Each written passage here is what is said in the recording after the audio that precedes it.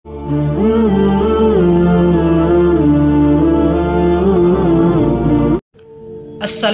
আলাইকুম ওয়া রাহমাতুল্লাহি ওয়া বারাকাতুহু।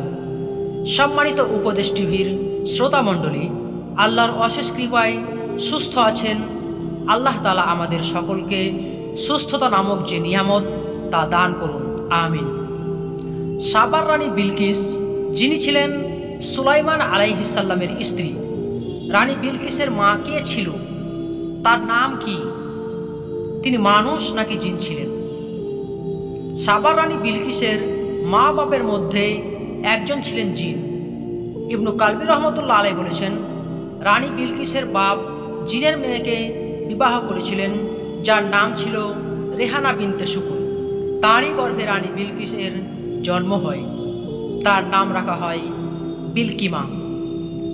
রানী বিলকিসের পায়ের সামনের অংশ ছিল চতুষ্পদ পশুদের খুরের মতো এবং গোড়ালিতে লোমও ছিল। সুলাইমান আলাইহিস সালাম তিনাকে বিবাহ করার পর জিনদের নির্দেশ দেন, তোমরা গোসলখানা ও লোম বিন্যাসক পাউডার বানাও।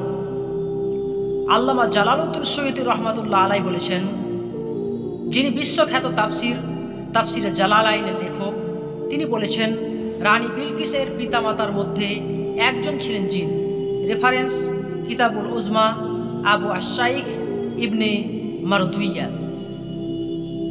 মুজাহিদ রহমতুল্লাহ আলাইহি বলেন, সাবার রানী বিলকিসের মা ছিল জিন।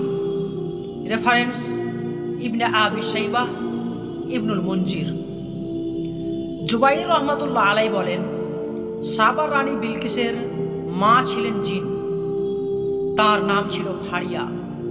রেফারেন্স ইবনে আবি হাতিম। ইবনে জুবাইর রহমতুল্লাহ আলাইহি বলেছেন, রানী বিলকিসের মা জিন ছিলেন, তার নাম ছিল বিলফিনা।